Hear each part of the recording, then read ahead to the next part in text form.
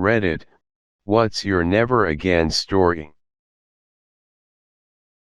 The resort I stayed at in the Dominican Republic had a swim-up bar in the pool. The cocktail of the day was a pina colada.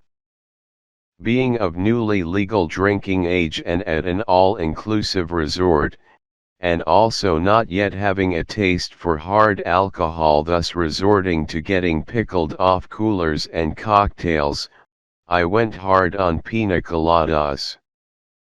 One after the other, in rapid succession. What I didn't know was that, when you drink while swimming, being weightless in the water means that you don't realize you're drunk until you're really effing drunk. I ended up getting a lot more intoxicated than I had anticipated, possibly the most I've ever been in my life. I don't remember anything between being dragged out of the pool by my parents and sitting in the corner of our hotel room, crying. Thus began many hours of tears, double vision, vomiting into the toilet, and fading in and out of consciousness on the bathroom floor. I couldn't smell alcohol for 3 days without physically feeling sick to my stomach. I still drink, but because of that memory, pina coladas have been forever ruined for me. I was maybe 10 years old, and on vacation with my family. We had gone to a restaurant for lunch that was supposedly locally famous, and I ordered a fried fish sandwich. It came, and as I took my first bite I told my mom that it tasted funny. She scolded me for being picky, and told me to eat it. So I did. 2 hours later, we're doing some tourist stuff and I'm not feeling well at all. Again I complained, and my mom took me to the car to wait for everyone else. When they got back, they decided we needed to make one more stop on the way back. I was assured it would be quick. Mom and I waited in the car as I was feeling much worse. After we finally started to head back to the hotel, my dad was taking a winding road with lots of small hills, and he was going fast enough that the car was bouncing and such. I asked him to slow down because I wasn't feeling well, and immediately threw up all over my mom. What followed was almost a week of the worst sickness I've ever had. Various fluids were coming out of both ends, and when there were no fluids left my body was still trying to purge with dry heaves. It was awful. I'm 32 now, and I haven't had a fried fish sandwich since.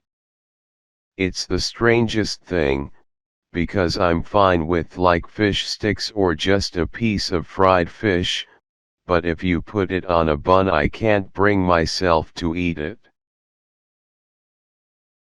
I used to go caving all the time when I was younger. It was a lot of fun, but it definitely has opportunities for danger. On my 16th birthday, I went on a caving trip and wound up in the hospital. I remember I was climbing up this steep hill, slipped and tumbled off. I fell about 2 stories into a small river below and cracked my head against the rocks. I passed out. The group had to basically drag me out of the cave. I had a cracked rib, and a concussion. My mom drove about 7 hours to pick me up from the hospital and never let me go caving again. Once I made 2 terrible food decisions in a single day. This was years ago when I was in my middle 20s. I woke up hungry and went to the fridge to grab some leftover Taco Bell. but I'd accidentally forgotten it in the car overnight. Still, I thought if I microwaved it, it'll be fine. So I ate a Taco Bell chicken quesadilla that had been sitting out for over 20 hours. Just as I was finishing it up, my buddy called and begged me to join him on a just friends hang session with this girl he was trying to date. They wanted to go to this Asian seafood place I'd always seen driving by, but never been to. So we go, and they have a kind of mini seafood super platter that's meant to feed the whole table. Like a super sampler. We get that, it's supposed to feed 6, but we finish it off as a party of 4. That afternoon it began. My friend called and asked if I was feeling bad from the seafood, and I told him yeah, but it was probably something from earlier in the day for me. He said, yeah, we are feeling a little queasy too, but we've got tickets tonight, so we're just gonna drink water and go for it. I got a date, woo. I wished him luck and went back to Fallout 3. By midnight I thought I was going to turn inside out. It was so bad, I would have called 911 if my phone had been in the bathroom with me, but it was on my nightstand and I physically could not get to it. I could hear it ringing occasionally, so I hoped that whoever was trying to call would stop by and take me to the hospital. It was the longest night of my life. But by early afternoon the next day, I was coming around. I tried to stay hydrated by letting shower water run into my mouth during the event. The toilet was right next to the tub and I could sit and hang my head into the tub at the same time under the shower head. So I just ran the shower on my head, crapped my guts out the back, and vomited my soul out the front. Turns out the calls late at night were my buddy, calling to come pick them up because they had both had accidents at the concert. On their first date they are married now. This was before Uber or Lyft, in case anyone is wondering. They finally managed to get his uncle to get them. Never again. TLDR double ultra food poisoning, while friends shit themselves on their first date. I've told this story before and it's probably not the type of story you were expecting, but it fits the question, so here you go. Okay, so this requires a bit of backstory. When my wife and I first got together, we lived in a tiny apartment and shared a twin bed.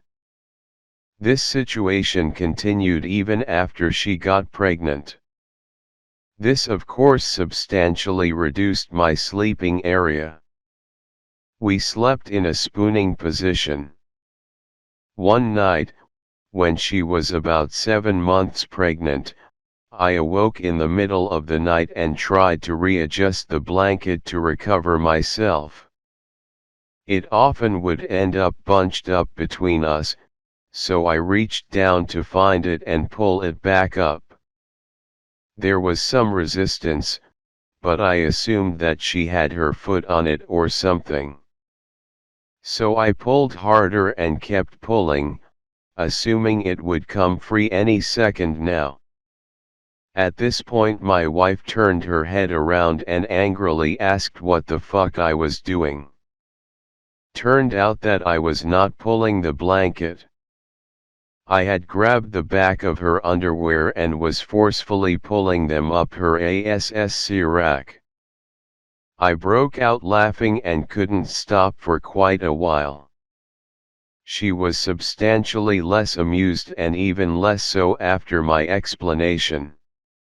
So the mistake I will never make again is TLDR: never tell an angry, rudely awoken pregnant woman that you mistook her underwear for a blanket.